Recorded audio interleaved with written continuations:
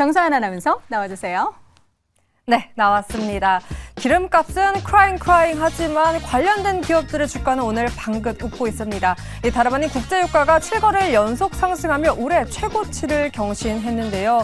이 WTI가 배럴당 85.55달러까지 치솟자 국내에서는 관련된 사업을 영위하는 기업들의 시세가 돋보입니다. S-오일 현재 5% 넘게 오르고 있고요. 개장 직후보다는 시세의 탄력이 조금 더 붙었습니다. 이 GS 중앙 에너비스 각각 4%대 상승, 그리고 흥구석유과 SK이노베이션 1.99%, 0.28%의 플러스권을 유지하고 있습니다.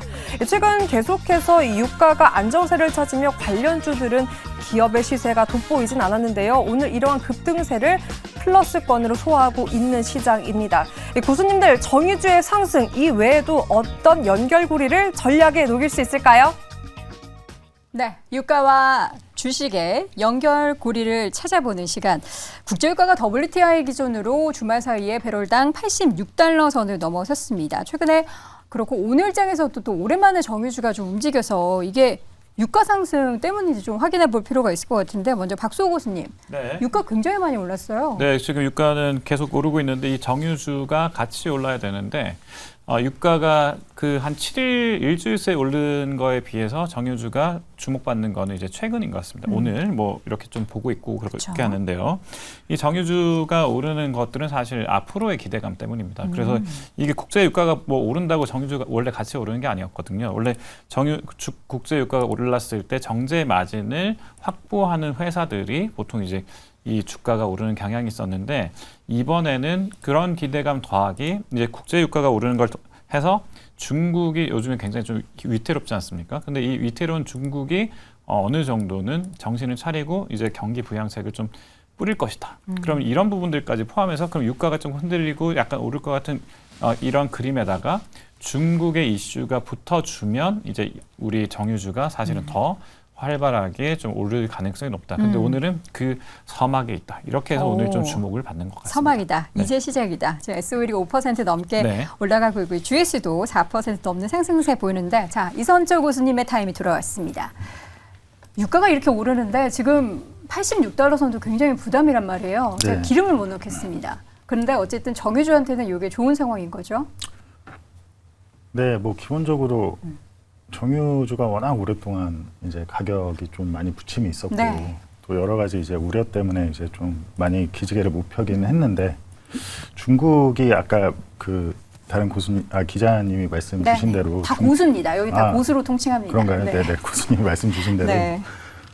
중국이나 여러 가지 이제 요건상 유가는 앞으로도 지속 상승을 할 거다.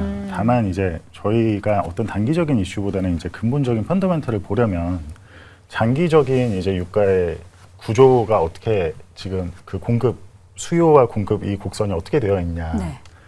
굉장히 사실 지난 10년 넘게 이제 워낙 이제 빅테크나 이런 쪽으로만 돈이 쏠리다 보니까 네. 이제 에너지 기업들의 캐펙스가 굉장히 줄어들었거든요. 그래서 사실 지금 수요는 오히려 전고점을 계속 치고 올라가고 있는 수요는 상황에서 늘어나고 있고. 네, 지금 공급은 사실은 아주 장기적인 구조적인 지금 부족 현상. 부족에 지금 직면해 있는 상태입니다. 그런 상황이다 보니까 인플레이션이라고 한다면 결국에 너무 많은 돈이 실물 재화를 쫓기 때문에 이제 발생하는 현상인데, 네. 그러한 측면에서 이제 인플레이션의 어머니라고 할 수 있는 유가가 가장 먼저 이제 상품 시장에서 오른다라고 보시면 될 것 같고, 앞으로 이제 다만 이제 우리가 투자자로서 유의를 해야 되는 거는 이러한 이제 유가의 상승과 상품 시장, 원자재 시장의 상승이 향후 다른 섹터나 이제 전반적으로 인기가 많은 이제 빅테크나 이런 섹터에 어떤 영향을 끼칠 것이냐. 부정적이죠. 그렇죠. 근데 이제 제가 봤을 때 뭐 유가가 단순히 뭐 90불까지 갈 거다. 뭐 장기적인 관점에서 8, 90불 사이에서 뭐 이렇게 횡보를 할 거다. 뭐 박스권 장세가 될 거다라고 보이지는 않거든요. 그러니까 물론 단기적으로야 그렇게 움직일 수 있으나 네. 장기적 관점에선 굉장히 이번 사이클에서는 우리가 다들 놀랄 만큼 크게 유가가 상승할 수 있다. 네. 이 점을 꼭 보시는 분들이 유의를 하셨으면 좋겠고. 놀랄 만큼의 그 숫자는 혹시 제시하실 수 있습니까? 우리가 작년에 한번 놀랐거든요. 저는 일단 올해 중에 100불위가 갈 거라고 저는 보고 있는데, 뭐 아무튼 제가 말하는 장기라는 거는 향후 몇 년 내에 네. 뭐 예를 들면 아마 120불, 140불이 되면 또 전고점에 근처다 하면서 이제 그런 게 또 헤드라인이 많이 나올 거예요. 다만 지금까지 2008년 이후 지금까지 풀린 통화량이나 유동성 대비 실질 유가를 따진다면 그 실질 유가는 정말 역사상으로 아주 너무너무 아직도 저렴한 상태거든요. 어떻게 보면 물보다도 쌉니다, 지금 네네. 유가가. 그런 관점에서 인플레이션이 장기화되는 우려가 지금 점점 힘을 받고 있고 장기 기대 인플레이션이 올라가고 있는 상황에서 네.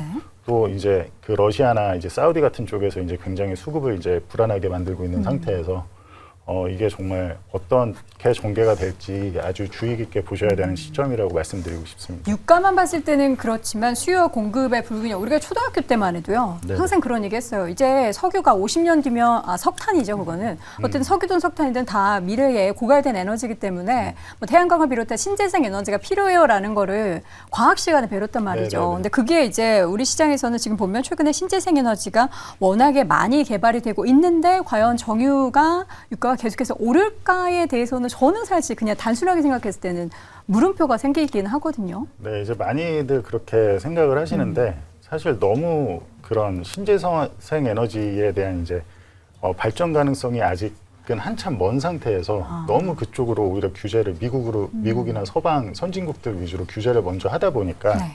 오히려 그 상황이 아이러니하게 더 유가나 이제 화석 연료에 대한 이제 수요를 높이는 상황이 되거든요. 그러니까 아주 굉장히 악순환으로 얽혀서 가고 있고 또 근본적인 문제는 지금 미국의 바이든 정부가 굉장히 재정 정책을 그 적자 재정을 굉장히 크게 지출을 하고 있거든요. 네. 이러한 모든 상황은 인플레이션 압력이 근원 인플레이션이 아직도 높은 상태에서 계속 정부가 소비를 그렇게 빚을 내서 진다라는 거는 네.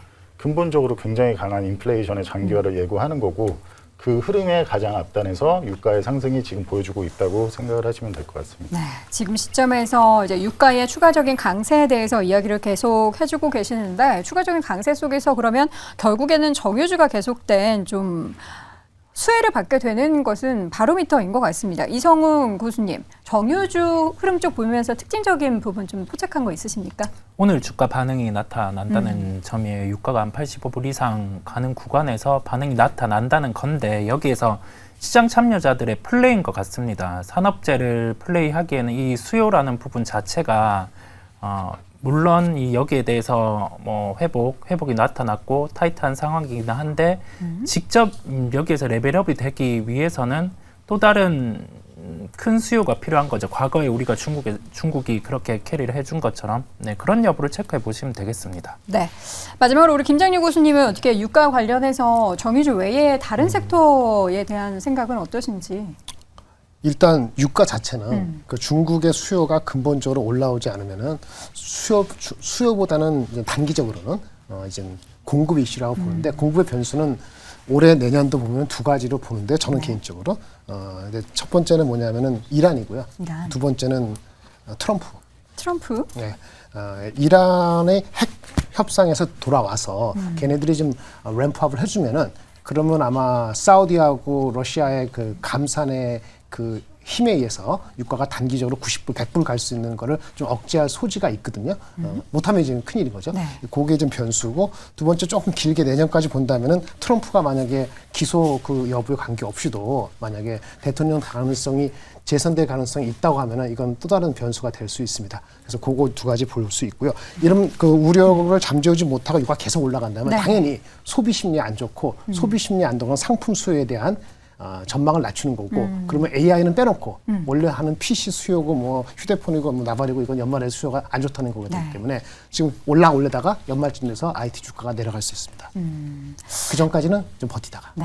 이게 제가 잠깐 하나만 네, 짧게. 첨부 드리자면 아까 교수님 그 박수호 교수님? 예, 네. 말씀 주신 대로 이제 정유주는 무조건 유가가 오른다고 해서 같이 오른다는 아니거든요. 그러니까 여러 가지 아무튼 수요 측면이 또 살아 있어야 네. 또 정유주는 또 좋은 측면이 있는데 그런 부분 잘 참고하셔서 오히려 이제 유가가 오를 때는 유가 그런 원자재에 굉장히 수혜를 많이 받는 브라질이나 이런 국가에 투자하는 것도 네. 좋다는 걸 말씀드리고 싶습니다. 알겠습니다.